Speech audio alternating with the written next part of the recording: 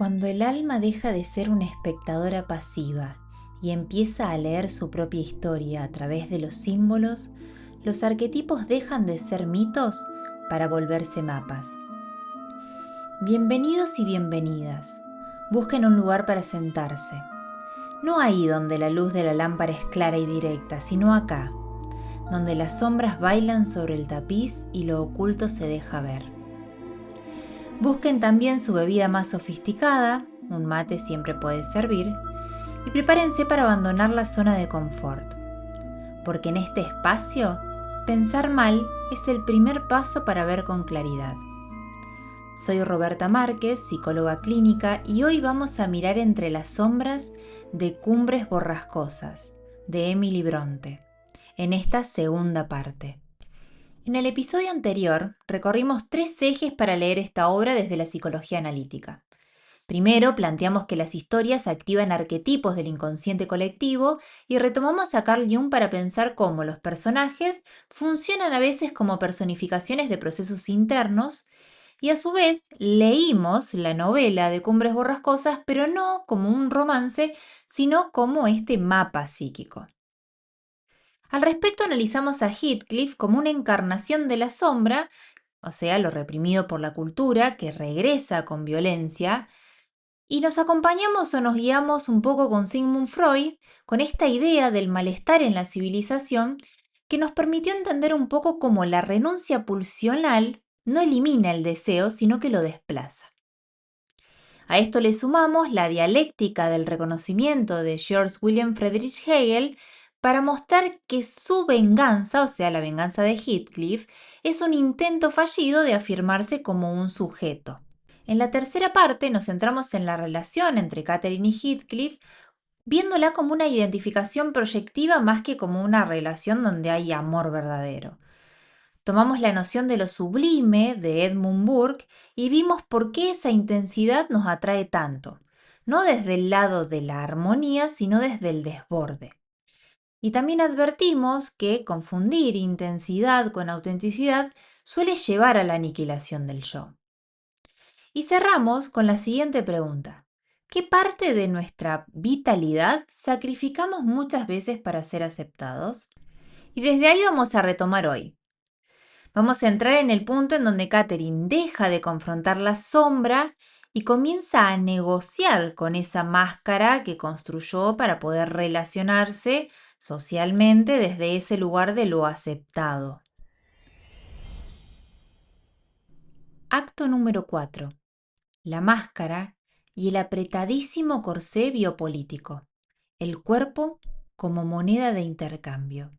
Cuando Catherine elige a Edgar Linton, lo que hace no es elegir a un hombre. Lo que elige a través de este hombre es una versión perfecta de sí misma. Se queda, de alguna forma, solamente con la máscara social, sacrificando y dejando completamente de lado lo que ella es. Esto con la necesidad o la función de encajar en lo que ella considera el mundo perfecto. El problema es que cuando dejamos que la máscara se nos pegue a la piel, nos terminamos asfixiando y dejamos de lado también lo que nos hace sentir vivos. ¿Pero podemos culparla? Desde una perspectiva histórica, lo que hace Catherine es el ejemplo perfecto de lo que Michel Foucault llamaba biopolítica, y en este caso, biopolítica muy asociado a lo que se consideraba correcto en la época victoriana. La biopolítica no es otra cosa que el poder social regulando los cuerpos vivos. Esto sucede al establecerse una relación de control y de opresión a través de las leyes, tanto religiosas como las leyes de los estados, volviéndose o causando que se vuelva política la manifestación de la carne. En la era victoriana, el cuerpo femenino era considerado un activo, o sea, una moneda de cambio en el mercado, ya sea del matrimonio, la herencia o la propiedad privada. Esto ocasiona que Catherine se autoperciba como una propiedad. que debe ser transaccionada para poder salvar su estatus. De esta forma sacrifica su yo más instintivo, o sea, la conexión visceral que tiene, tanto con los páramos como con Heathcliff, que habíamos dicho que encarnaba lo desconocido, lo extranjero, lo salvaje, lo pulsional, lo lúdico, o sea, lo que corresponde más al juego, a lo no tan serio, la desobediencia y sobre todo la confrontación con lo impuesto socialmente. Todo esto lo sacrifica en este altar que busca la respetabilidad burguesa. Termina siendo una transacción en donde ella es, a la vez, mercancía y vendedora, producto de la internalización de los mandatos. Esta domesticación biopolítica requiere que, como mujer, Catherine mutile sus propios deseos para poder encajar en este contrato matrimonial. De esta forma, en esta transacción, deja de ser un sujeto para convertirse en meramente una función, una pieza en un sistema que lo que reproduce es riqueza y linaje. La persona que adopta termina no siendo solamente una máscara, sino que termina siendo un corsé mental que asfixia completamente su identidad real. Esto hace que entre en conflicto entre su naturaleza más salvaje y su nuevo rol como lady de la granja de los tordos. Y este dilema no es un dilema romántico entre una elección amorosa y otra, sino que lo que conlleva, justamente por todo lo que se ve implicado, es una fractura de su psiquis, o sea, de su psiquismo. Cuando una persona, y esto nos pasa a todos, cuando intentamos habitar un cuerpo que está regulado por las expectativas externas, lo más natural o lo que se siente más natural es destruirnos a nosotros mismos o lo que no nos gusta de nosotros mismos para poder de alguna forma obtener un equilibrio interno. Hasta que nos construimos en aquello que queremos ser, lo primero es la autocrítica y destruir lo que no nos gusta de nosotros mismos. Esto es un proceso que se da de forma automática y natural y no siempre, o para no decir en general, no es lo más adecuado y no tiene resultados favorables para el psiquismo. Al final, o sea, eventualmente nos termina pasando en algún momento de nuestra vida que no podemos vivir eternamente dentro de algo que nos oprime, ya sea un corsé, una máscara, ya sea de tela, de plástico o ideológico. Acto número 5. Escisión y ánimos negativo. El beso de la muerte del ego. Esta lección que hace Catherine nos recuerda que las decisiones que a veces tomamos para encajar en lo establecido no son gratuitas.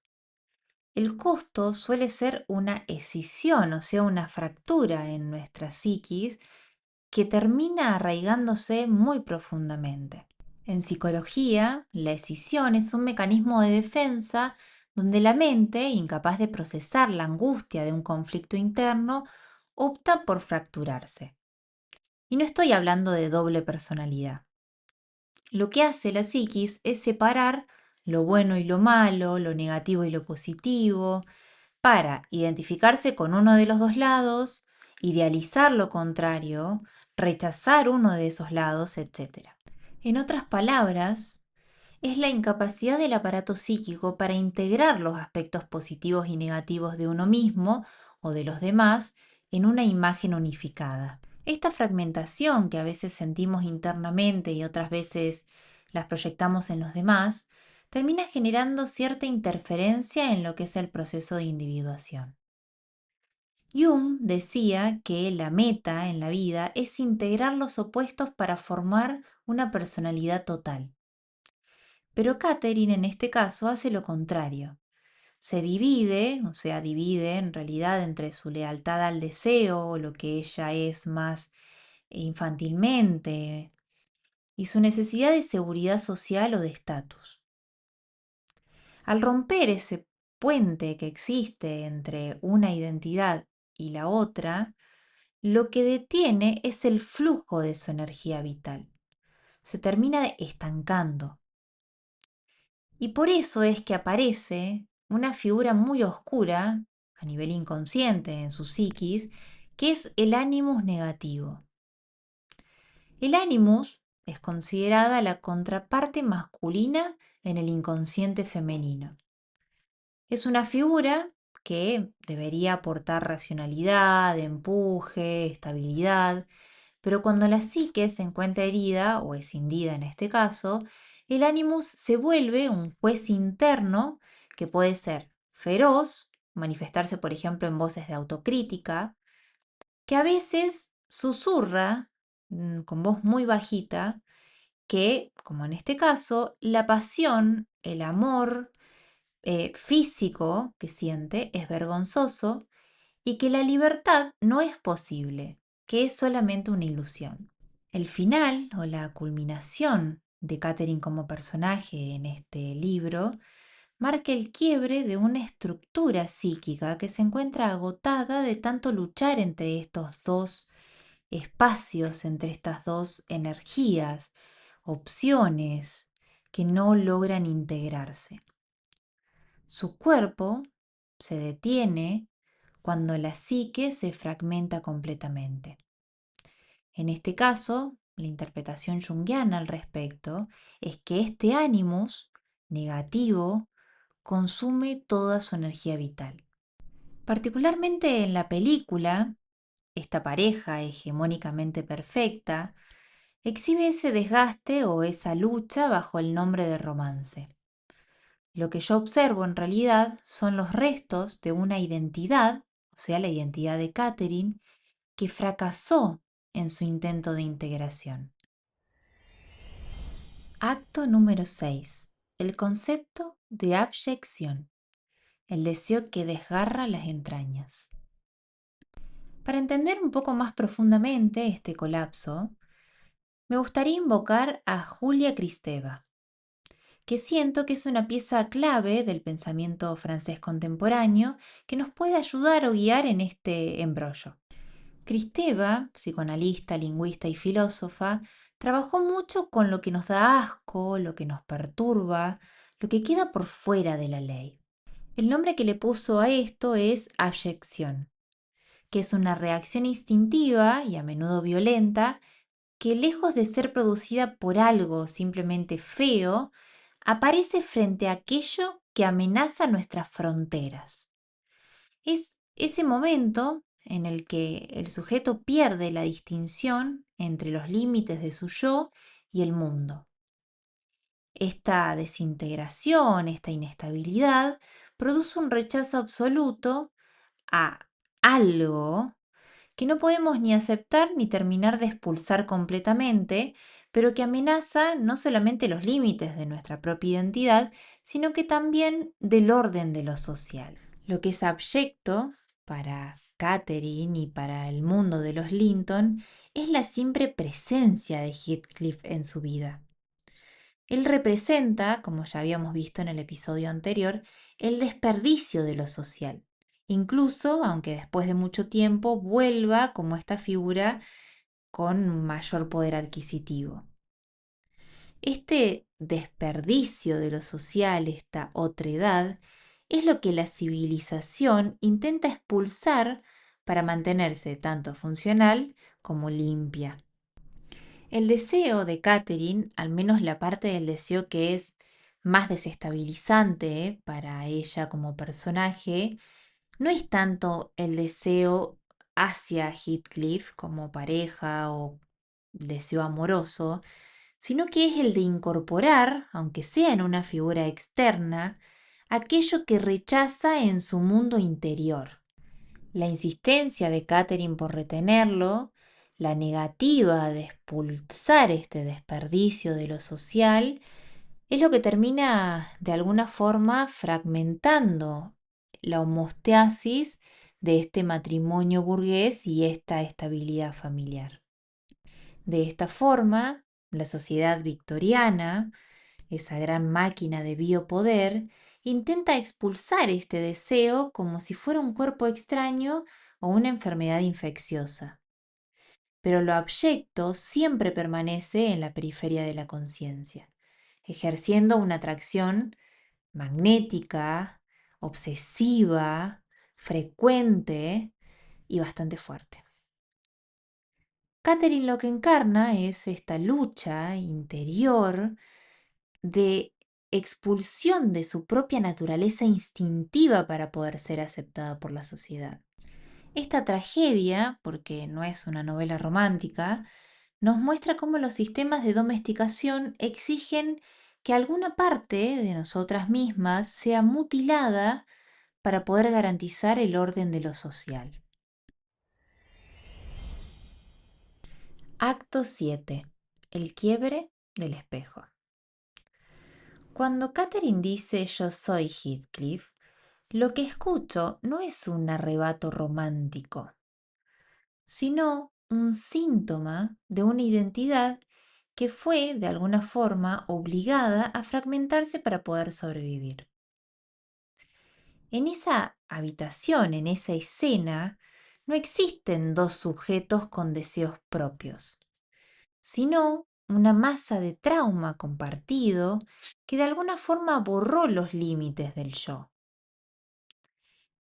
Mi interpretación es que la razón por la cual eso sucede es porque se le negó a esta mujer su propia soberanía. Fusionarse con el otro, en este caso con Heathcliff, parece la única forma de existir. Este yo soy Heathcliff es una renuncia a la individualidad que genera a su vez una presión que el cuerpo de Catherine no puede sostener. La biología, de alguna forma, termina deteniéndose cuando su psique es forzada a dividirse entre lo que el sistema le exige y lo que el deseo y la necesidad psíquica le reclama. Y esta misma trampa se reproduce y la seguimos consumiendo hoy en las pantallas como si fuera un ideal romántico, principalmente porque como seres humanos proyectamos en estas parejas nuestra propia oscuridad y esa rabia que la civilización nos prohíbe expresar. La industria del entretenimiento aprovecha este impulso para vestir o engalanar de alguna forma el sacrificio femenino con rostros atractivos y una estética de diseño, convirtiendo el agotamiento vital en un producto de marketing que nos tienta con la idea de que el amor verdadero es aquel que nos destruye. A veces creemos que somos más evolucionadas porque ahora entendemos el trauma, pero de alguna forma siempre corremos el riesgo de estar consumiendo el mismo veneno de siempre, solo que con un filtro que vuelve más glamurosa nuestra propia opresión. Mi opinión es que esta obsesión con el romance destructivo revela una mente colectiva que se niega a la individuación, prefiriendo repetir el ciclo del dolor, siempre que sea estéticamente placentero, antes que hacer el trabajo difícil de integrar nuestra propia sombra. Nos quedamos en la superficie de la imagen porque profundizar significaría admitir que esa toxicidad es el espejo de nuestras propias dificultades para construir una autonomía que no dependa de las estructuras de poder que nos habitan. Y el sistema lo sabe, lo aprovecha y lo reproduce. Y esto no solamente se ve en Cumbres Borrascosas. Hoy esta idea regresa al cine con una fuerza renovada en historias como por ejemplo Nosferatu o Frankenstein, donde el monstruo representa todo aquello que hemos sido obligadas como mujeres a rechazar de nosotras mismas. El monstruo no nace malo, sino que es el resultado del rechazo sistemático, confirmando lo que Freud decía sobre que cualquier verdad que intentamos enterrar nunca muere, sino que espera bajo tierra, manteniendo la presión hasta que la superficie finalmente termina cediendo.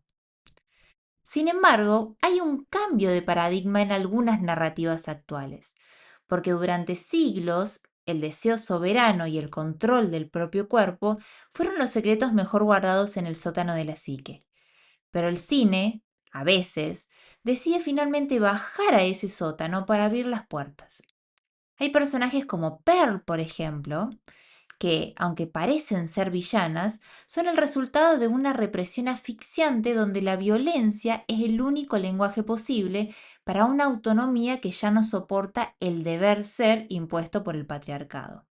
Lo mismo sucede con la película Midsommar, donde el horror representa el ritual necesario para que la protagonista al final suelte el mandato de ser la novia contenida y empiece a habitar su propio dolor. Al quemar su vida interior, no es que pierda la razón, sino que recupera su lugar en el mundo, demostrando que, en estos casos, el cine deja de tratar lo monstruoso como una amenaza para mostrarlo como un acto de libertad radical. Ya no hay un grito de miedo ante la criatura, porque al mirarla a los ojos hay un reconocimiento de esa fuerza salvaje que nos fue arrebatada y que ahora reclamamos para que ninguna granja de los tordos pueda volver a encerrarnos jamás. Acto 8. ¿Qué es el female rage? Para entender este fenómeno del female rage, hay que apartarnos de una mirada que la considera simplemente una tendencia y empezar a ver cómo esto representa el retorno de lo reprimido. Durante siglos, la cultura construyó un ideal de feminidad basado en la contención, la dulzura, donde cualquier rastro de agresividad era castigado o diagnosticado como histeria. Esta esencia de la rabia femenina se considera de alguna forma una modalidad de ruptura de este pacto silencioso. Es este momento en el que la mujer deja de dirigir su frustración hacia adentro, hacia la depresión, hacia la enfermedad, etc., y la proyecta hacia afuera para señalar algún tipo de injusticia. No es simplemente un berrinche o una rabia asesina o una falla en la regulación emocional, sino que es una respuesta adaptativa y profundamente lógica ante la opresión sistemática de nuestros instintos primarios. De esta forma es como lo identifica Clarissa Pinkola Estés en el libro Mujeres que corren con los lobos, cuando se refiere al arquetipo de la mujer salvaje. Esta furia surge de una disonancia que todos conocemos. Nos educan para la empatía absoluta mientras el entorno ignora nuestras fronteras, creando una presión interna que la amabilidad muchas veces no puede sostener. El algoritmo de las redes sociales termina detectando una verdad psicológicamente profunda, y es que estamos hambrientas de ver la ruptura de ese rol de buena, porque de alguna forma ver a una mujer rompiendo cosas, gritando, nos devuelve la soberanía sobre nuestra propia rabia. Este arquetipo funciona de alguna forma como un representante de una salud instintiva, como una capacidad de establecer límites territoriales y como un sistema de alarma que suena cuando algo intenta invadir nuestra integridad. De alguna forma se convierte esa ferocidad en un combustible necesario para reclamar un espacio donde ya la mujer no pide permiso para existir. Acto 9. La soberanía final. Ya decía Jung que cuando a un sistema psíquico lo llevas al extremo de la saturación, finalmente termina transformándose en su opuesto. Por eso, cuando se fuerza a una psique a la pasividad absoluta durante generaciones, la energía acumulada no tiene más remedio que volcarse hacia una independencia soberana o hacia un estallido que funciona como un reset violento de una identidad que ya no encuentra el aire para poder respirar. Al aceptar de alguna forma la propia sombra y vincularse con los impulsos oscuros, la mujer rompe finalmente el contrato social de ser la proveedora eterna del consuelo. Al final la máscara se cae y terminamos de alguna forma forzadas a reconocer lo siniestro que habita en lo cotidiano. Y quiero que terminemos con esta idea. Con la idea de que reconocer que tenemos esa parte oscura o esa rabia contenida no nos vuelve malas personas, sino que de alguna forma es el paso necesario para dejar de sentirnos víctimas de las circunstancias y empezar a recuperar nuestra propia autoridad. Si nos desconectamos de nuestra capacidad de decir no, por ejemplo, o de poner límites, también nos desconectamos de nuestros deseos más genuinos. Ambas fuerzas terminan naciendo del mismo lugar, de esa necesidad humana de afirmar quiénes somos y qué lugar queremos ocupar en el mundo. Por eso, la invitación de este análisis no es que busquemos una perfección imposible ni que intentemos ser buenas y agradables todo el tiempo, sino una invitación a integrar muy amablemente todas nuestras partes para que esa energía que antes de alguna forma nos hacía daño se termine convirtiendo en la firmeza que necesitamos para poder construir una vida más auténtica. Es el desafío, ¿no?, de aprender a evitar nuestras propias contradicciones. Este desafío, en definitiva, es lo que nos va a permitir dejar de ser los personajes secundarios en las historias de los demás para poder convertirnos en las autoras de nuestra propia vida. Se trata de alguna forma de soltar esa máscara de aceptación ajena y animarnos un poco a escuchar lo que nuestras emociones nos están gritando. Aceptar nuestra realidad y aceptarnos enteras es la forma de caminar hacia un futuro donde de alguna forma nos lleguemos a sentir por fin personas completas.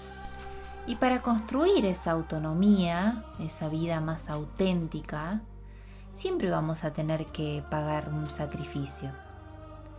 Ese sacrificio es soltar la máscara de la aceptación que usamos para los demás y de alguna forma aceptar todo lo que somos, incluso escuchando lo que el inconsciente nos grita a través de las emociones que tanto nos molestan. La rabia, el deseo prohibido, la envidia, el asco. La autenticidad no es armoniosa, no es cómoda y definitivamente no siempre es estética. Por eso, de alguna forma, lo que nos da el valor de habitar nuestras propias contradicciones sin fragmentando es aceptar que hay muchas proporciones de nuestra propia vitalidad que hemos cedido a cambio de que nos acepten. Y que hoy es momento de aceptarnos nosotras tal cual somos. Muchas gracias por escuchar. Podés seguirme en Instagram en psique.fibonacci. Haceme saber si te gustó más esta versión sin música de fondo o si preferís la versión con música de fondo. Nos encontramos la próxima.